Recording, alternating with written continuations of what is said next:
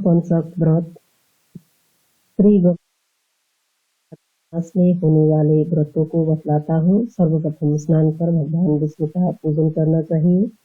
मास पर्यंत एक समय रात्रि में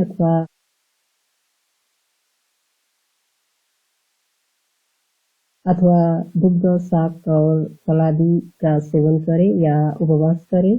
ऐसी विधि से व्रत करने वाला पुरुष सब तरह के पापों से छुटकारा पाकर और समस्त कामनाओं की प्राप्ति कर अंत में भगवान हरि की सानिध्य में पहुंच जाया करता है। हरि का यह व्रत सदा ही श्रेष्ठ होता है। दक्षिणायन में सूर्य होने पर उससे भी अधिक उत्तम होता है। चतुर्मास्य में इससे भी अधिक श्रेष्ठ होता है और इसमें भी कार्तिक मास विष्णु पंचक में उत्तम होता है। कार्तिक शुक्ल पक्ष की एकादशी में होता है। त्रिकाल में स्नान करे और पितृगण देवादि के द्वारा यजन करे और श्री हरि की अर्चना करनी चाहिए। मौन व्रत धारण कर घृत आदि पंचगव्य जल से स्नान करावे और कर्पूर आदि प्रमुख सुगंधित पदार्थों के द्वारा अनुलेपन करे। दूध को अक्त गुलगुल के द्वारा 5 दिन तक धूप का दाह करना चाहिए।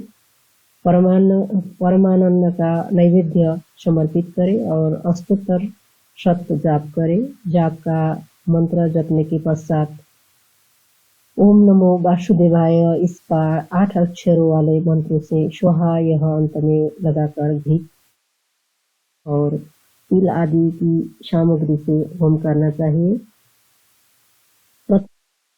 चरण का पद्य के द्वारा यजन करे। द्वितीय दिन में बिल्वपत्रों के द्वारा जानु भाग का यजन करे। तीसरे दिन गंधावि का समर्पण करे। चतुर्थ दिन में स्कंधो या का आयोजन करे और 5वें दिन में मालती से सिर का अर्चना कर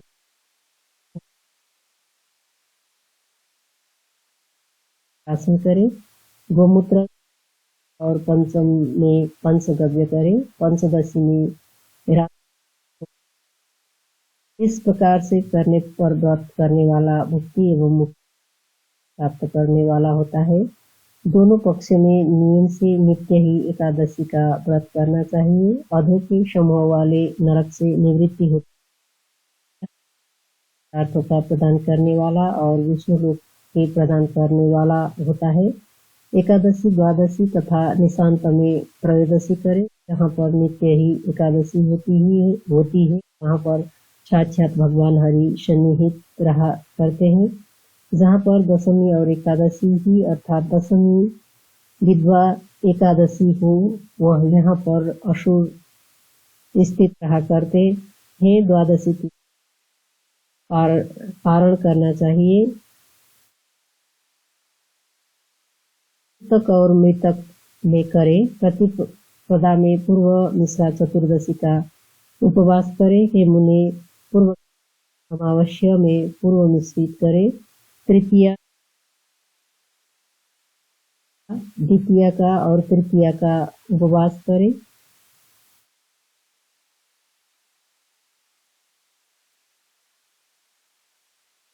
संगता का नित्य और इससे चतुर्दशी का उपवास करे। षष्ठी में पंचमी और षष्ठी से युक्त पंचमी का उपवास करे। शिवरात्रि व्रत आज ने कहा। अब हम शिवरात्रि के व्रत के विषय में वर्णन करते हैं। उसकी कथा। यह व्रत समस्त कामों के प्रदान करने वाला है। भगवती गौरी ने इस परम व्रत के विषय में भूतेश भगवान से पूछा। ईश्वर ने कहा, माघ और फाल्गुन मासों के मध्य में कृष्ण पक्ष में चतुर्दशी तिथि में होता है। उन चतुर्दशी की रात्रि में जागरण करके भगवान की पूजा करने पर रुद्रदेव परम प्रसन्न होते हैं और काम युक्त केशव श्री हरि द्वादशी की भांति पोषित होकर मानवी के द्वारा पूजित हरि नरक से तारण किया करते हैं। अम्बुद में निषाद राजा पापी और सुंदर सेना वाला था। वह कुकरों से युक्त होकर मृगों का हनन करने के लिए वन में गया था। उसे वहां वन में मृग आदि का कोई भी शिकार नहीं मिला। सो वह और प्यास से पीड़ित होकर पर्वत में रात्रि के समय में तालाब के किनारे पर निकुंज में जागरण करता हुआ ही स्थित रहा था। वहां पर एक शिव की लिंग मूर्ति थी। वहां पर शरीर की रक्षा करना छित्ता हो गया था। लिंग का ज्ञान न करते हुए भी मस्तक पर पत्ते गिर गए थे। उसने हटाने के लिए लिंग पर जल डाल दिया था। प्रमाद के कारण ही उसके हाथ से एक सर च्युत हो गया। उसने घुटनों के बल भूमि पर स्पर्श करके उसे ग्रहण कर लिया था।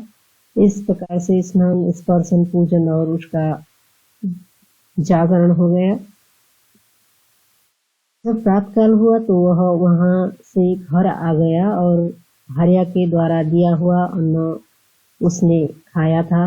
जब उसने मृत्यु का आया तो यमदूतों के द्वारा पाशों से बांध कर वह ले जाया गया था। तब हे पार्वती, मेरे गणों ने मार्ग में ही यम को था और उस निषाद राजा को था। वह फिर अपने कुत्तों के साथ तो सर्वदा मेरे ही पास में निवास करने वाला परम शुद्ध गण हो गया था। इस प्रकार से अज्ञान से किए हुए पुण्य का ऐसा अद्भुत पुण्य होता है और यदि ज्ञान पूर्वक इस चतुर्दशी का व्रत एवं पूजन तथा जागरण करे तो उसका अक्षय पुण्य होता है। त्रयोदशी के दिन भगवान शिव का पूजन करके व्रती को नियम ग्रहण भगवान शिव से प्रार्थना करनी चाहिए। हे देव, मैं चतुर्दशी रात्रि में के समय में जागरण करूंगा। यह प्रार्थना प्रातःकाल में चतुर्दशी के दिन करें और मैं अपनी शक्ति के अनुसार पूजा, दान, तप और होम भी करूंगा। चतुर्दशी के दिन निराहार रहूंगा और हे शंभो, मुक्ति और मुक्ति की प्राप्ति के लिए आप मेरे शरण रक्षक होंगे। पंचगव्य और पंचामृत से स्नान कराकर अंतकाल में गुरु का आश्रय ग्रहण करें। ओम नमो नमो शिवाय, इस मंत्र से गंधाक्षत आदि उपचार के द्वारा हर का पूजन करना चाहिए। शहीद चरु बनाकर हवन करे और पूर्णाहुति देकर गीत तथा कथा का श्रवण करे। अर्धरात्रि में 3 प्रहर समाप्त होने पर और चतुर्थ प्रहर में फिर उस महारात्रि में पूजन करना चाहिए। मूल मंत्र का जाप करता रहे और प्रातःकाल में उसे समाप्त करना चाहिए। शिव से प्रार्थना करें, हे देव, आपके ही प्रसाद से मैंने यह व्रत बिना किसी विघ्न बाधा के। स्वामी, आप तो इस त्रिलोकी के अधिपति हैं। हे हर, मेरी त्रुटियों का क्षमा कर दीजिए।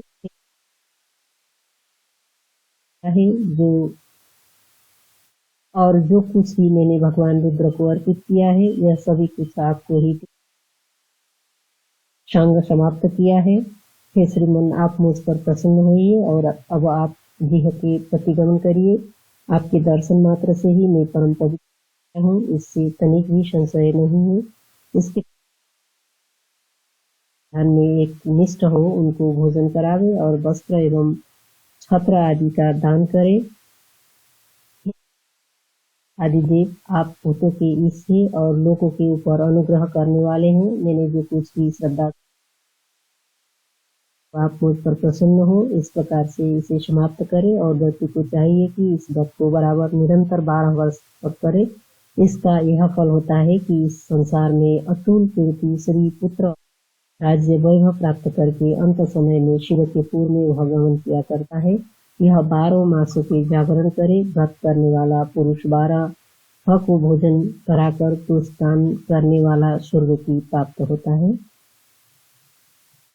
एकादशी महात्म्य। पितामह ने कहा, मानधाता नाम वाला एक चक्रवर्ती राजा था। वह एकादशी के दिन उपवास किया करता था। दोनों पक्ष की एकादशी के दिन भोजन नहीं करना चाहिए। गांधारी ने दशमी से मिश्रित एकादशी का उपवास किया था। इसका परिणाम यह हुआ कि उसके पुत्र नष्ट हो गए थे। इसलिए ऐसी एकादशी का वर्जन कर देना चाहिए। दशमी और एकादशी जहाँ पर होती है वहाँ पर हरि सन्निहित होते हैं। जब बहुत से भक्तों के विरोध से संदेह हो तो वह पर द्वादशी का ही ग्रहण करना चाहिए, अर्थात द्वादशी के दिन ही उपवास करे और त्रयोदशी में पारण करे अर्थात व्रत को खोले। एकादशी की एक कला भी होती हो तो द्वादशी का व्रत करे। एकादशी, द्वादशी और विशेष रूप से त्रयोदशी इस प्रकार से ग्रहण करना चाहिए। संपूर्ण पापों के हरण करने वाली परम शुभ तिथि हुआ करती है। अथवा एकादशी का उपवास करे या द्वादशी का करे, किंबा त्रिमिश्रित एकादशी, द्वादशी और त्रयोदशी तिथि का उपवास करे, किंतु दशमी से युक्त एकादशी का उपवास कभी भी नहीं करना चाहिए। एकादशी के उपवास को कर रात्रि में जागरण करे और पुराणों का श्रवण करे। इस प्रकार से भगवान गदाधर का पूजन करते हुए मास के दोनों पक्षों की एकादशी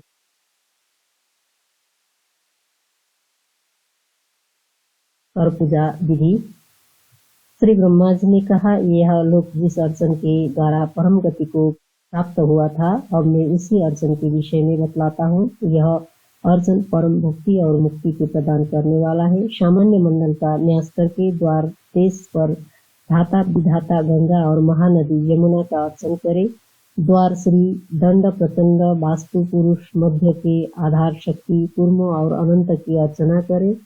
भूमि धर्म ज्ञान वैराग्य ऐश्वर्य चार अधर्म आदि कंदनाल पंकज कर्णिका केशर तत्व राजस एवं तामस मुष्ट सूर्य आदि मंडल विमला आदि शक्तियां दुर्गा और सरस्वती का अर्चन करे। पूर्ण में क्षेत्रपाल आसन मूर्ति का अभ्यसन करके वासुदेव का बल स्मर महान आत्मा वाले अनिरुद्ध और इसके अनंतर नारायण का अर्चन चाहिए। रिष्टा आदि अंगों का तथा शंख आदि आयुधा का यजन करे और गुरु की अर्चना करे। दिशाओं में इंद्र आदि दिक्पालों का, नीचे के भाग में नाग का और ऊर्ध्व भाग में ब्रह्मा का अर्चन करे। ईशानी दिशा में विश्वक्सेन का पूजन आगम में बताया गया है, जिसके द्वारा विधि पूर्वक एक बार